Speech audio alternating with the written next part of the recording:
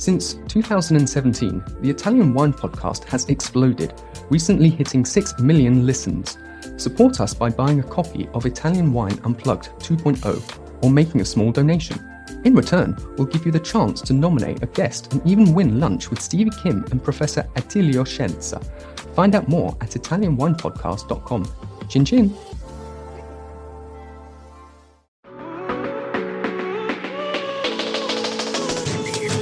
Welcome to The Next Generation.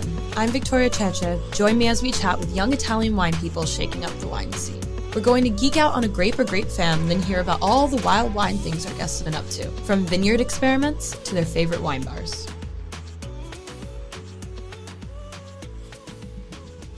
Hello everyone. Welcome back to another episode of The Next Generation.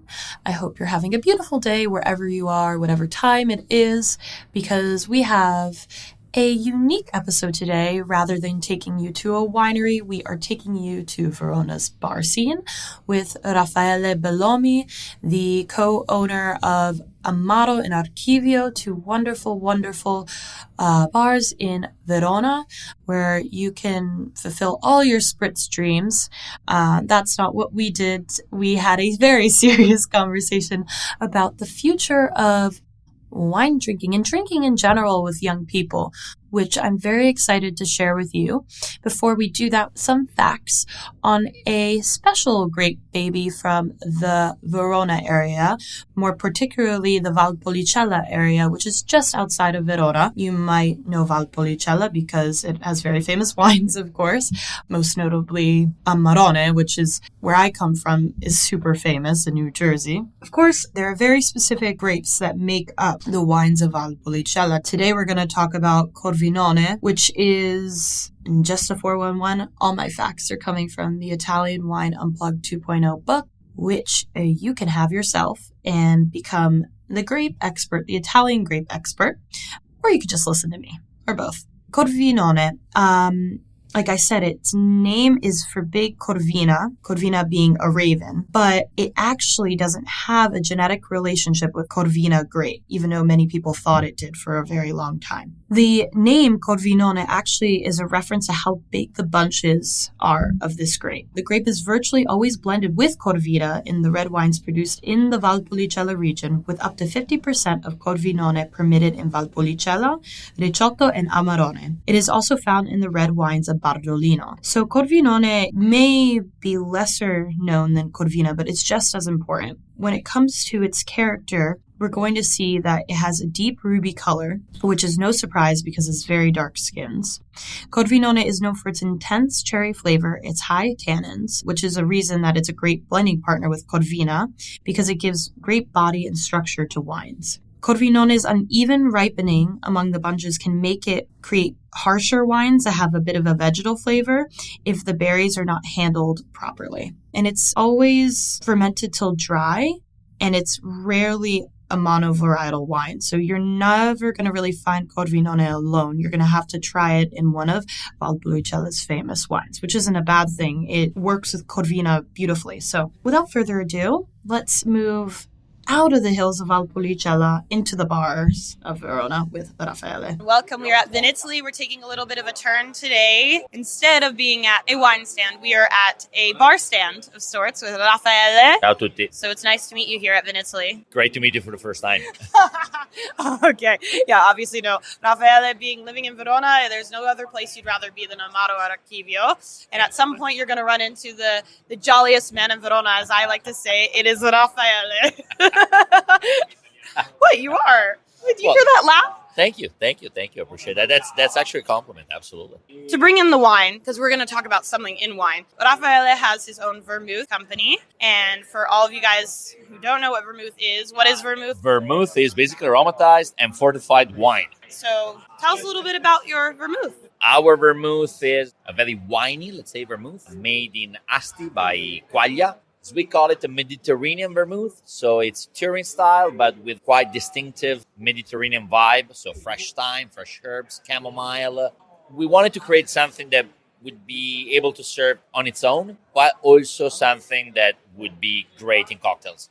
Americano, Negroni Sbagliato, and a lot. And we came up with this like 7 years ago, and it's going strong, so we're happy.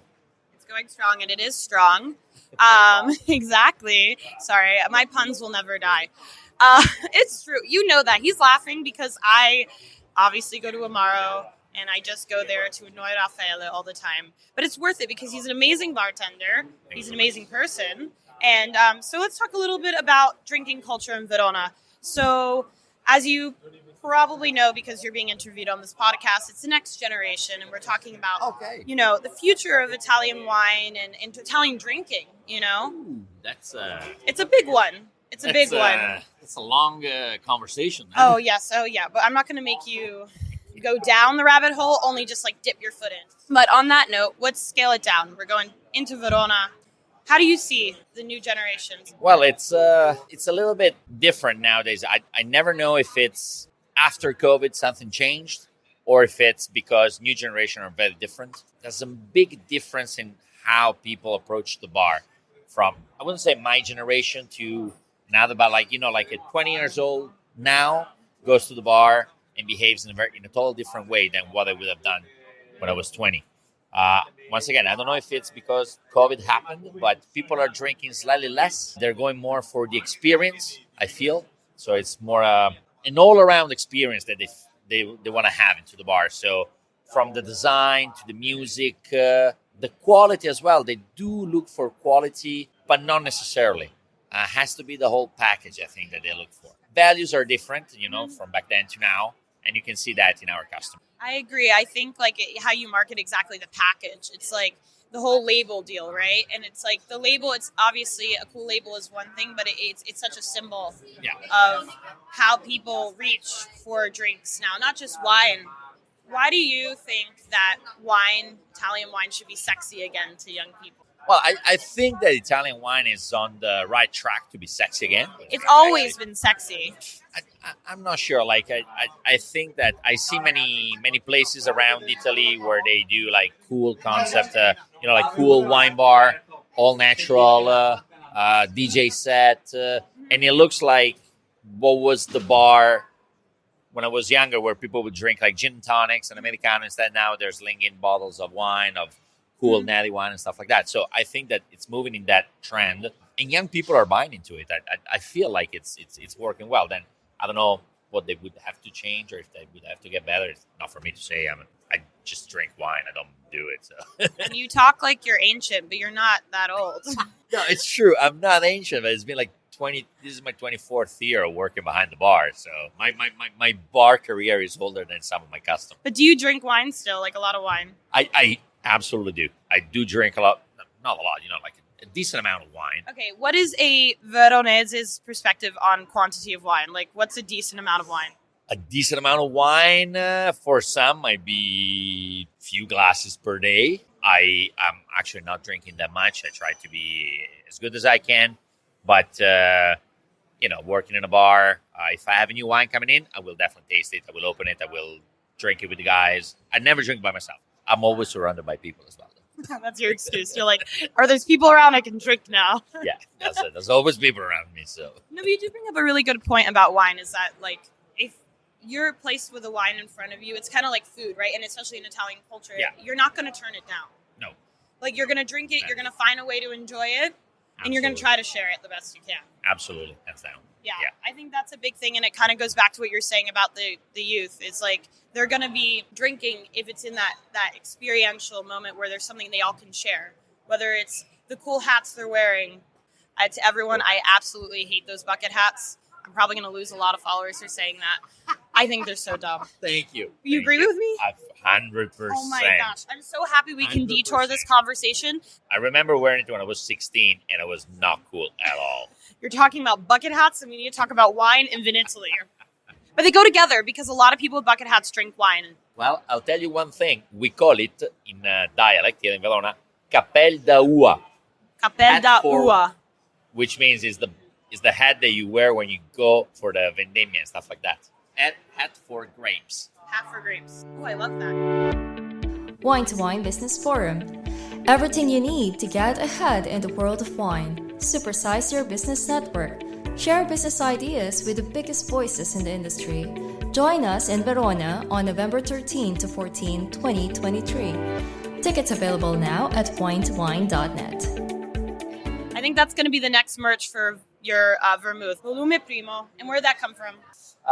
Volume Primo comes from the idea that, it's difficult to see, but the label actually, it used to be a vinyl that we turn and did few tweaks. And so we always thought there was a big connection between music and what we do. You know, my business partner is a very skillful musician as well. Really? Tommaso, yeah, absolutely. Have you ever heard him playing guitar? No. No, it's like a siren. You would fall in love with him instantly. I would love to jam with him. You should. You should. Yeah, just bring a guitar over, right? Now, so off topic. Again, music and wine is also correlated. Yes. And if you've been following this podcast, you know that. It's music and wine, absolutely.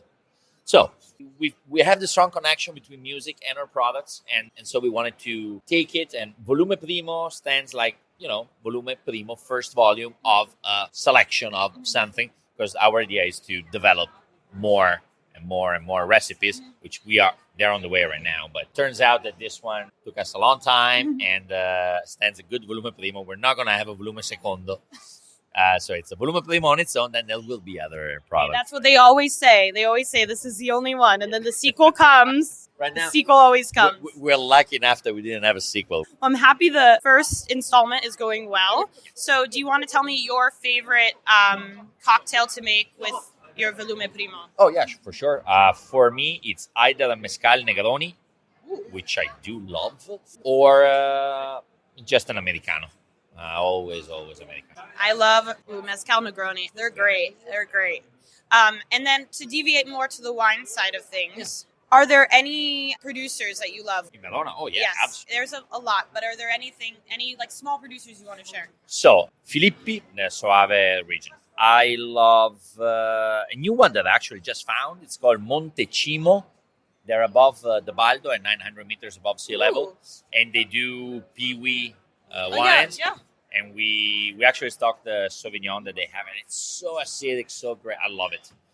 They do a Muscaris, only Magnum, big bottle. Unpractical for us, but I had it, I think, last month. So good. Amazing. So for everyone who doesn't know what Piwi is, or if you're Googling it right now, stop your fingers because I'll tell you. It is hybrid varietals, which is basically more disease resistant. It's basically the future of viticulture.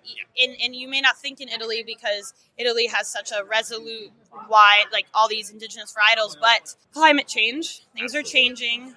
More warm, humid conditions means more fungus, more things that we got to look out for. So Piwi are hybrids. So basically Vitis vinifera crossed with another kind of rootstock. People should know more about these grapes. Absolutely.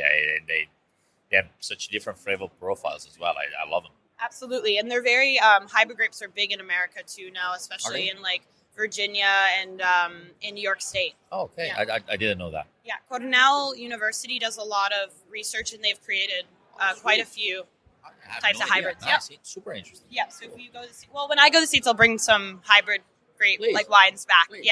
Actually, just do a little shout out. I used to work, I still work with them a little bit, just less so now that I'm in Italy. I worked with a winery in Virginia named Lightwell Survey, and they did a lot of Vitis vinifera and hybrid co-ferments.